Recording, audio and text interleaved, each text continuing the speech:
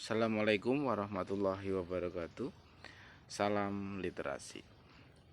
Sahabat-sahabat literasi, pada kesempatan ini saya akan membacakan sebuah buku novel yang berjudul Dunia Sophie, sebuah novel filsafat karya Justin Girder. Pada pertemuan ini saya akan membahas topik yang pertama dalam buku ini, yakni Taman Firdaus. Taman Firdaus. Pada suatu titik, sesuatu pasti berasal dari ketiadaan. Sophie Amundsen sedang dalam perjalanan pulang dari sekolah. Dia telah menempuh paruh pertama perjalanan bersama Joanna. Mereka membicarakan robot. Joanna beranggapan otak manusia itu seperti komputer yang sangat canggih. Sophie tidak terlalu sepakat. Tentunya manusia bukan sekadar sepotong perangkat keras. Ketika sampai di depan pasar swalayan, mereka berpisah. Sophie tinggal di daerah pinggiran kota dan jaraknya dari sekolah hampir 2 kali lebih jauh daripada rumah Joanna. Tidak ada rumah lain di sebelahnya, jadi rumah tersebut seakan-akan berada di ujung dunia. Di dekat situ ada hutan. Dia berbelok menuju Clover Close. Di ujung jalan ada tikungan tajam yang terkenal dengan Kapten Benz. Orang-orang jarang melewati jalan itu, kecuali pada akhir pekan. Saat ini awal bulan Mei. Di beberapa kebun, pohon-pohon buah dikelilingi dengan bertandan-tandan dafodil. Pohon birkin telah diselimuti daun berwarna hijau pucat. Sungguh luar biasa betapa semuanya bersemi pada musim ini. Apa yang membuat limpahan warna hijau dedaunan bermunculan dari bumi yang mati begitu ia mendapatkan kehangatan dan sisa-sisa salju yang terakhir menghilang. Ketika Sophie membuka pintu gerbang halamannya, dia memandang ke kotak surat. Biasanya ada banyak surat sampah dan beberapa amplop besar untuk ibunya. Tumpukan surat itu sering ditinggalkan begitu saja di meja dapur sebelum dia naik ke kamar untuk mulai mengerjakan pekerjaan rumah. Seringkali ada beberapa surat dari bank untuk ayahnya. Tetapi ayah Sophie bukanlah seorang ayah yang biasa. Dia adalah nahkoda sebuah tanker minyak besar dan selalu bepergian hampir sepanjang tahun. Selama beberapa minggu ketika ia berada di rumah, dia akan sibuk ke sana kemari untuk membuat rumah itu enak dan nyaman bagi Sophie dan ibunya. Namun jika dia berada di laut, dia tampak sangat jauh. Hanya ada sebuah surat di kotak surat, dan itu adalah untuk Sophie. Pada amplop putih tertulis Sophie Amundsen, 3 Clover Close. Itu saja. Tidak disebutkan siapa pengirimnya. Perangkonya pun tidak ada. Setelah Sophie menutup pintu gerbang, dia buru-buru membuka amplop itu. Di dalamnya hanya ada secari kertas yang tidak lebih besar daripada amplopnya sendiri. Bunyinya, "Siapakah kamu?" Tidak ada yang lain, hanya 2 kata itu, yang ditulis tangan dan diikuti dengan sebuah tanda tanya besar. Dia melihat amplop itu lagi. Surat itu jelas untuknya. Siapakah yang memasukkannya ke dalam amplop surat? Sophie segera memasuki rumah merah itu sebagaimana biasa. Kuncinya serekan berusaha menyelinap keluar dari semak-semak, melompat ke tangga pertama, dan menyusup masuk melalui pintu sebelum Sophie menutupnya. Setiap kali Sophie sedang tidak enak hati, dia akan menyebut rumah yang mereka tinggali itu adalah sebuah kandang. Sophie memang suka memelihara binatang.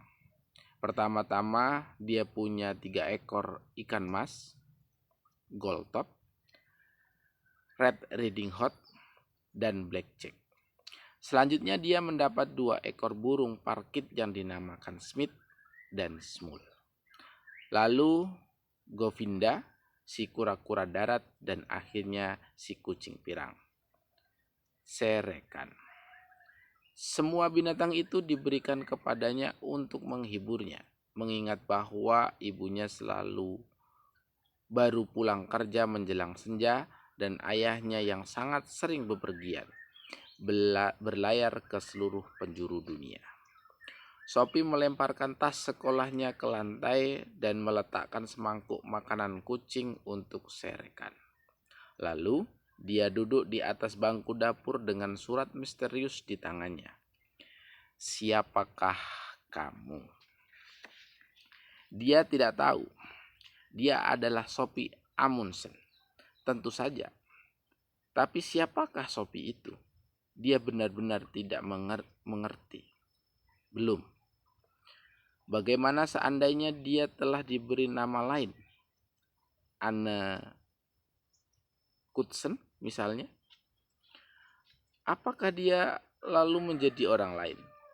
Tiba-tiba dia ingat bahwa ayahnya semula ingin dia dinamai Lillemor. Sophie berusaha untuk membayangkan dirinya bersalaman dan memperkenalkan dirinya sebagai Lillemor Amundsen. Namun, semua itu tampak tidak benar. Tetap saja itu adalah orang lain yang memperkenalkan dirinya. Dia melompat dan pergi ke kamar mandi dengan surat aneh di tangannya. Dia berdiri di depan cermin dan menatap matanya sendiri. Aku Sophie Amundsen, katanya.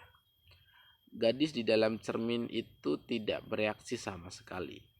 Apapun yang dilakukan Sophie, gadis lain itu melakukannya dengan cara yang persis sama. Sophie berusaha untuk memukul bayangan dengan gerakan kilat, tetapi gadis itu pun bergerak sama cepatnya. Siapakah kamu? Sophie bertanya. Dia tetap tidak menerima tanggapan, tapi merasa sedikit bingung. Apakah dia atau bayangannya yang mengajukan pertanyaan itu? Sophie menekankan jari telunjuknya ke hidung di cermin itu dan berkata, "Kamu adalah aku." Karena tidak mendapatkan jawaban, dia membalik kalimat itu dan berkata, "Aku adalah kamu." Sophie Amundsen sering merasa tidak puas dengan penampilannya. Orang sering bilang dia memiliki sepasang mata indah berbentuk buah almond. Tetapi itu barangkali hanya diucapkan orang-orang sebab hidungnya terlalu kecil dan mulutnya agak terlalu besar. Dan telinganya terlalu berdekatan dengan matanya. Yang paling buruk dari semua itu adalah rambutnya yang lurus, yang tidak mungkin bisa diapa-apakan. Kadang-kadang ayahnya akan membelai rambutnya dan menyebutnya gadis dengan rambut jerami. Bagi ayahnya itu tidak menjadi soal, sebab bukan dia yang dijatuhi kutukan untuk hidup dengan rambut lurus berwarna gelap. Krim rambut maupun styling gel sama sekali tidak berpengaruh pada rambut Sophie.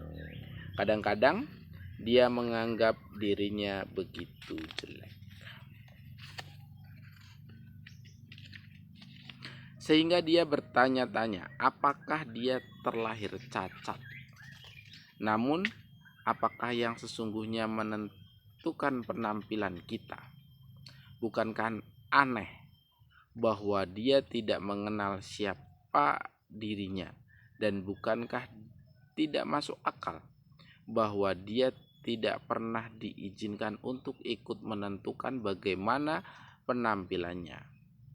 Dia hanya sekedar ditimpa penampilan seperti itu. Dia memang dapat memilih kawan-kawannya sendiri, tapi jelas dia tidak dapat memilih dirinya sendiri. Dia bahkan tidak memilih menjadi seorang manusia. Apakah manusia itu? Sophie kembali menatap gadis di cermin itu. Sebaiknya aku ke atas dan mengerjakan PR biologiku, katanya, nyaris seperti minta maaf. Begitu sampai di ruang tengah, dia berpikir, tidak, lebih baik aku pergi ke taman. Kitty, Kitty, Kitty. Sophie mengejar kucing itu hingga ke tangga serambi dan menutup pintu depan. Ketika dia berdiri di luar, di atas jalan berkerikil dengan surat misterius di tangannya, perasaan yang sangat aneh menyerangnya. Dia merasa seperti sebuah boneka yang tiba-tiba dihidupkan oleh sapuan sebatang tongkat sihir.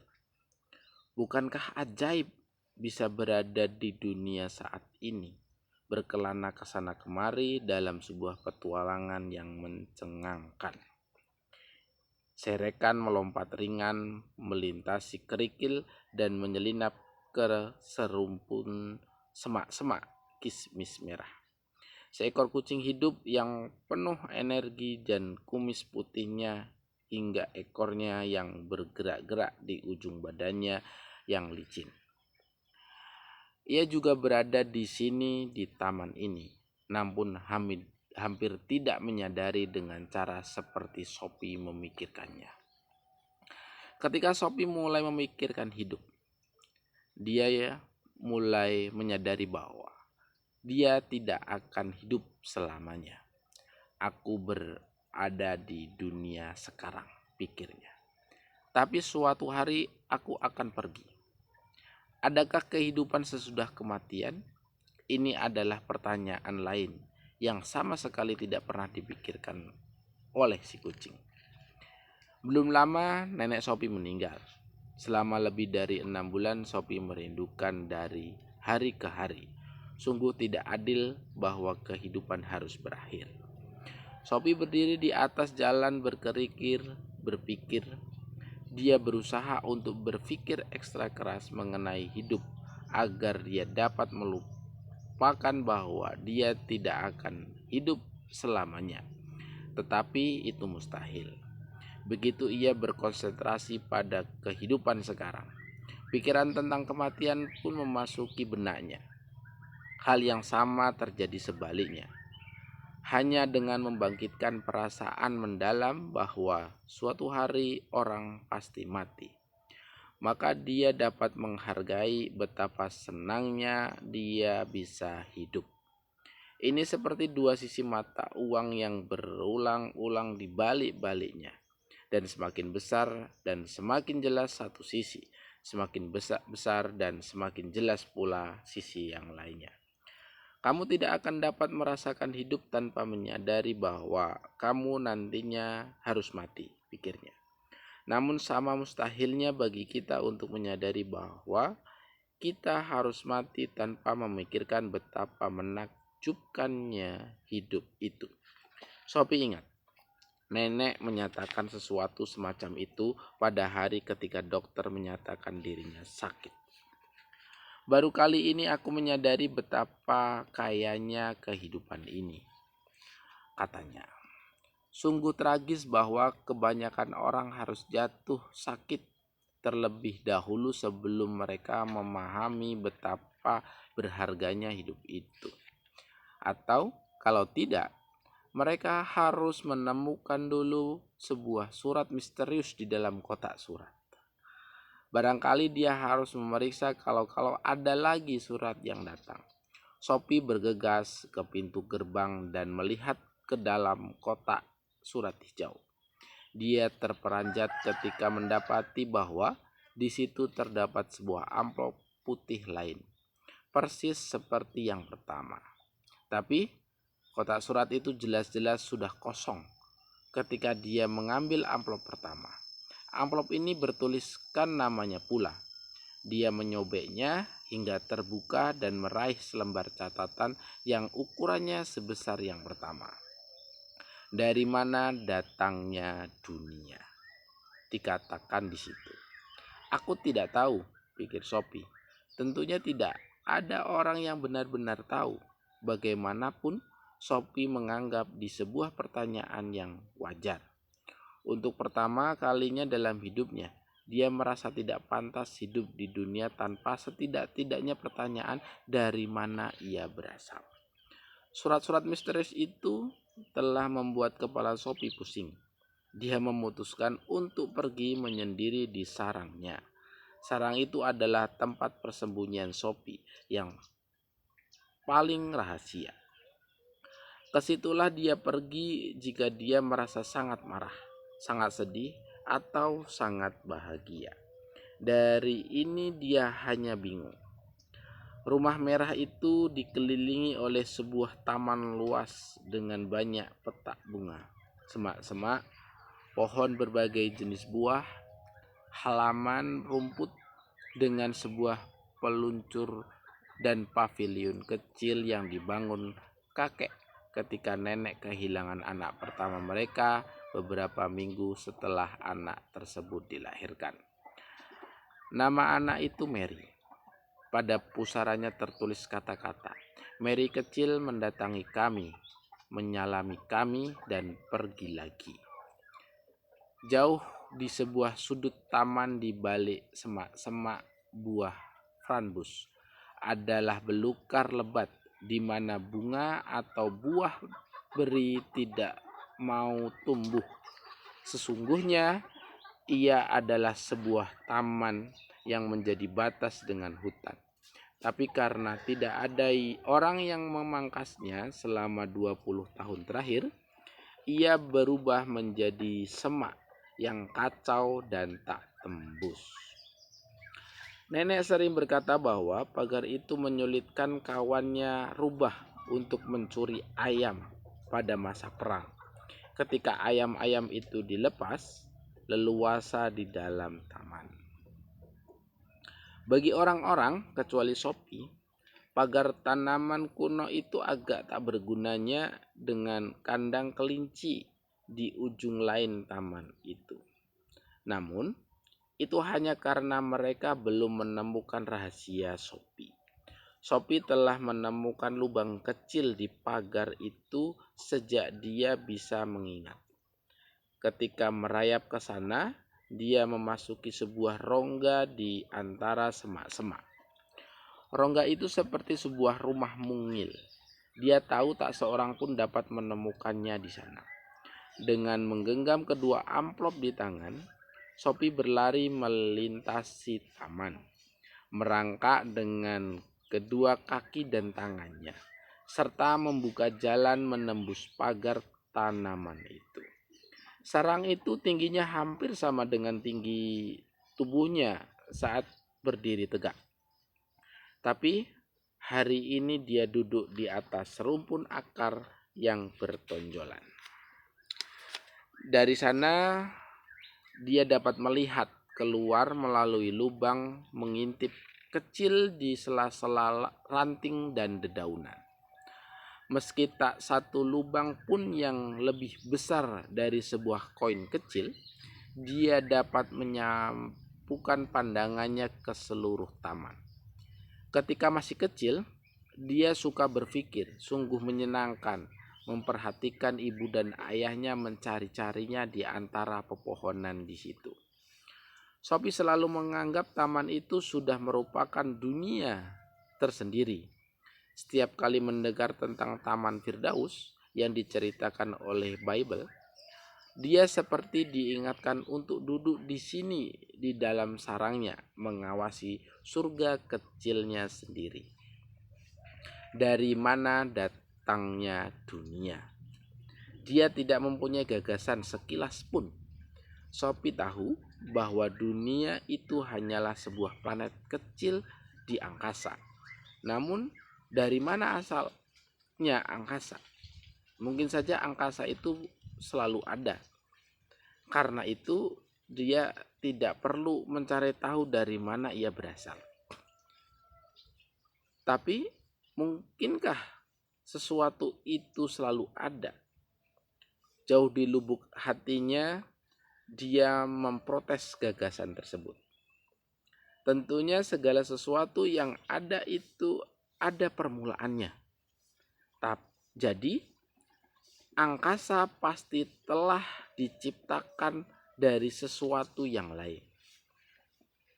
Akan tetapi, jika angkasa berasal dari sesuatu yang lain itu juga pasti berasal dari sesuatu yang lain pula.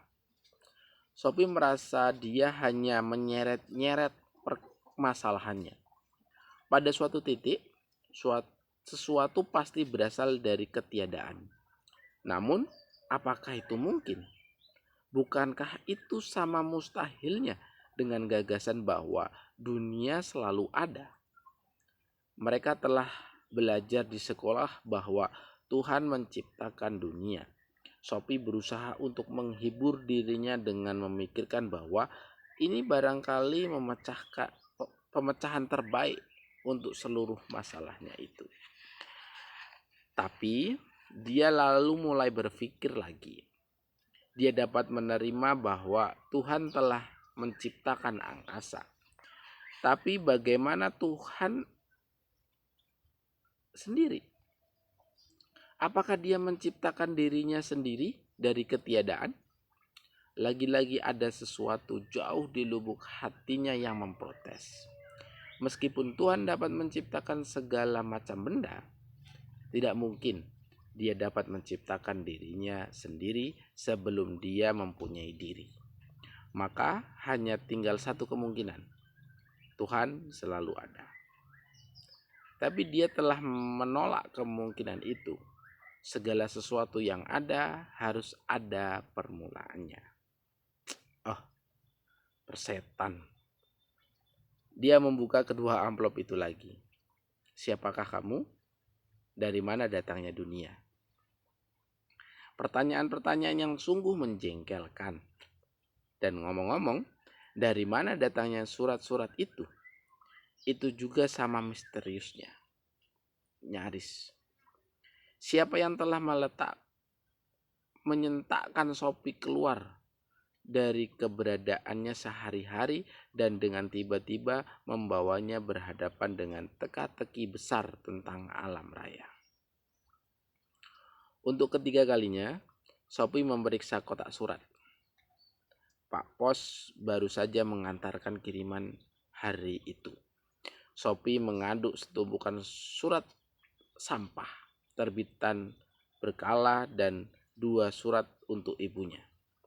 Juga ada sebuah kartu pos bergambar partai tropis.